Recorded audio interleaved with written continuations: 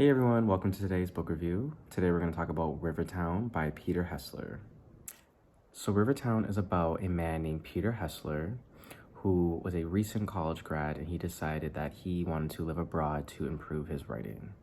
He recognized that he hadn't lived in a different culture before or learned about different cultures enough to improve his own writing skills after his graduate studies. So he applied for the Peace Corps in 1996. And he was placed in China, in the Sichuan province in the city of Fuling. In 1996, Fuling was actually a quite small city for China, population of 200,000 people, and the roads were actually quite bad, and they didn't have any railroad system. So Peter was definitely in a little bit of a culture shock while moving there. Peter taught at a college for teachers, and he taught English. Peter quickly got involved with the local community. Peter was a runner back in America, and when he got to China, he joined some running groups and ended up participating in a couple of their marathons. But he did talk about the struggles about the different altitudes over there and all the hills that he had to run up, and also the different environment. You know, at the time, Fuling had a lot of pollution issues, and he talked about how sometimes in his runs he would clear his nose out and it'd be full of dirt, and he wasn't used to that, but it was, you know, part of the full experience that made it ultimately one of a lifetime opportunity.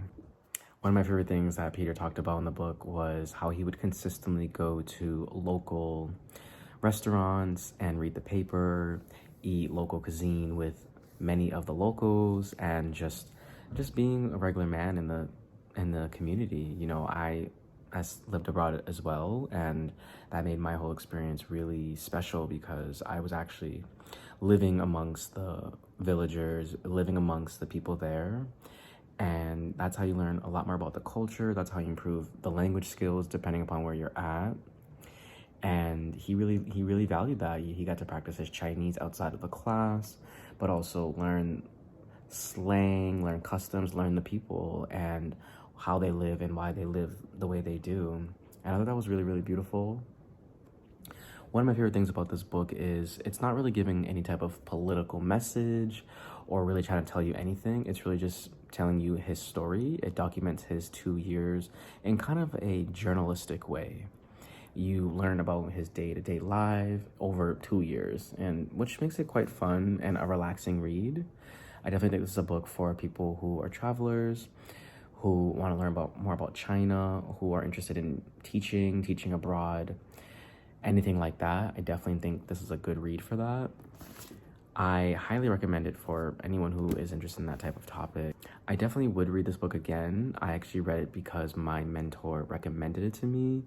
I have studied abroad in China twice, but I was contemplating of living there and actually teaching English as well, and I actually read this book during that time when I was highly interested.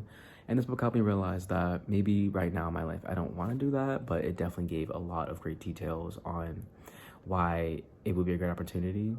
Although this book was written in 1996, I think a lot of the things that he talked about is still relevant to modern day China and teaching abroad.